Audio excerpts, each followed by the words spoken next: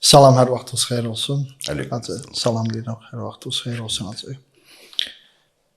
Hacı, növbəti mübarək bir əza günləri yaxınlaşır və bu əza günləri əslində bizim həyatımıza çox böyük bir mənəvi bir aura ilə, mənəvi bir fəza ilə daxil olur. Həqiqətən də Məhərrəm ayı bizim həyatımızda olan rolu kifayət qədər böyükdür.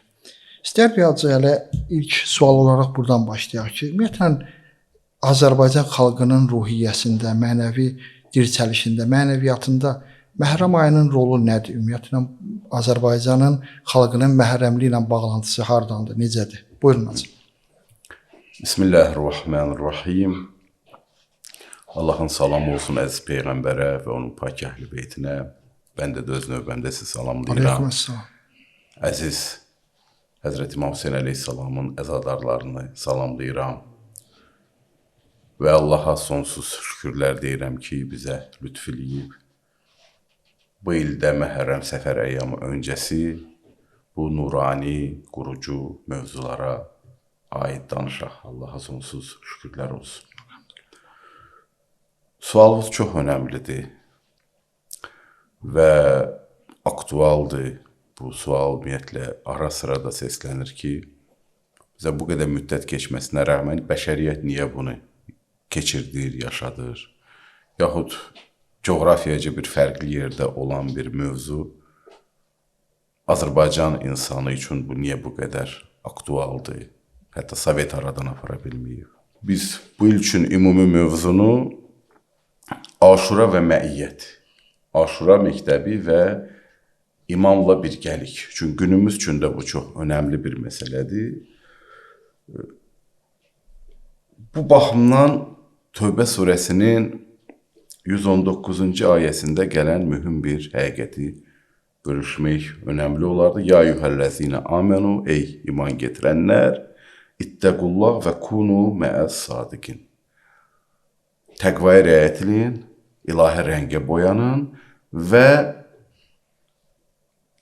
doğrularla, düzgünlərlə, sadiqlərlə bir yerdə olun.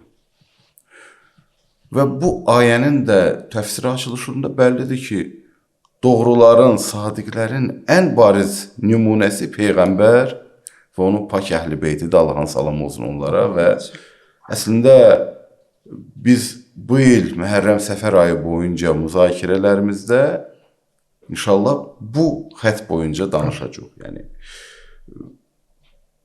bunları diqqət eləsək və sizin sualınıza gəldikdə biz önəmli bir buyuruşa da diqqət eləsək ki, ümumiyyətlə bütün insanlıq üçün, bütün bəşəriyyət üçün bu niyə bu qədər önəmlidir? İman əhli üçün niyə önəmlidir?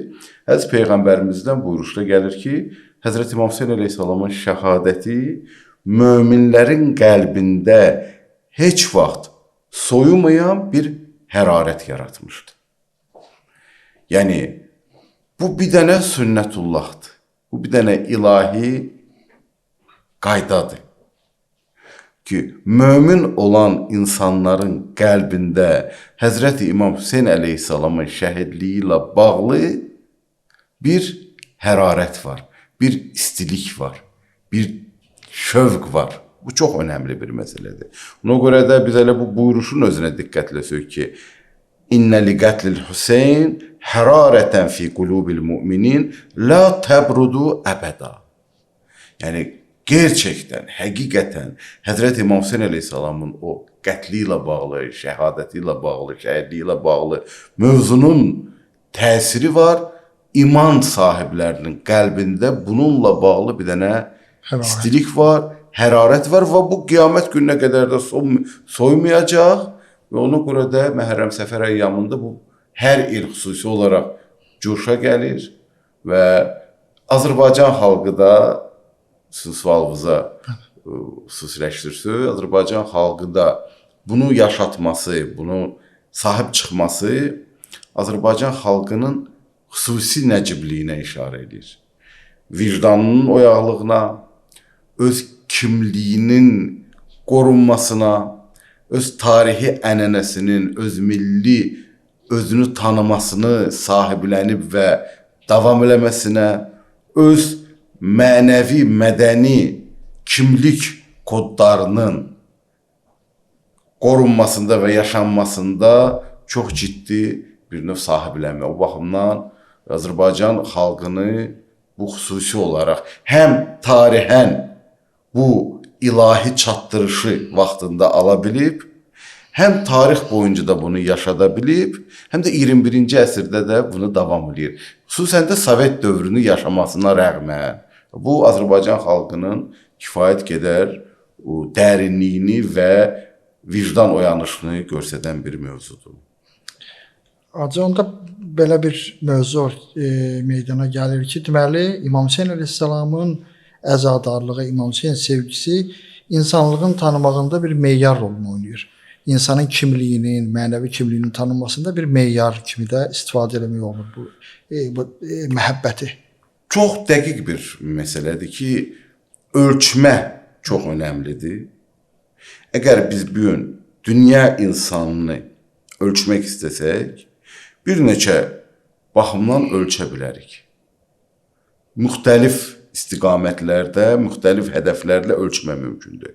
Əgər vicdan oyanışını, qəlb kövrəkliyini, duyğularını, ağlını və dərinliyini bütöv bir vəziyyətdə ölçmək üçün ən yaxşı ölçü vahidi biz götürmək istəsək, Həzrət İmam Hüseyn əleyhissalamın şəhidlik məktəbinə olma bağlantısının olması ən ciddi ölçülərdən biridir və bu böyük bir xoşbəxtlik, bu xalq bu böyük bir xoşbəxtliyə malikdir ki, əsrlər boyu bu imkanı olub və bu gün də buna sahib çıxır.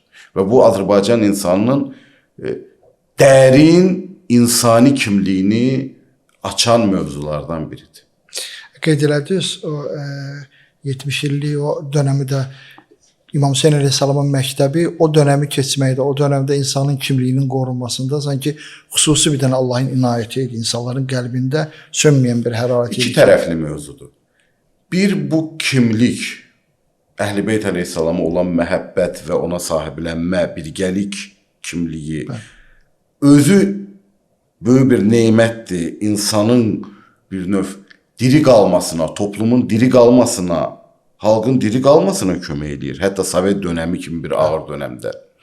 Digər tərəfdən də bir xalqın da, bir toplumun da bu məktəbə sahib çıxması, onunla birgə olması, bu da əslində bu xalqın özünün bir növ kimliyini və bacarığını və dərinliyini göstərir.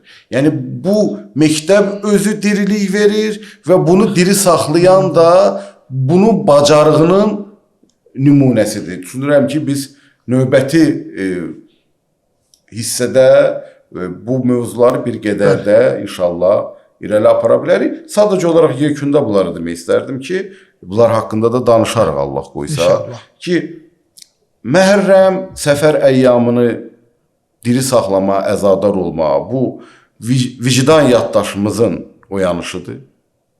Xüsusən 21-ci əsrdə hansı trendlər var, hansı çağırışlar var. İnşallah bu haqda da söhbətimiz olacaq. Məhərrəm sadəcə bir təqvim hadisəsi deyil. Məhərrəm vicdan oyanışının mövsümüdür. Yəni, burada xüsusi mələkut aləmindən bir Allah bərəkət nazil eləyir. İnşallah bunlar haqda da geniş müzakirə edəcək Allah qoysun. Təşəkkür edirəm. Allah amandır.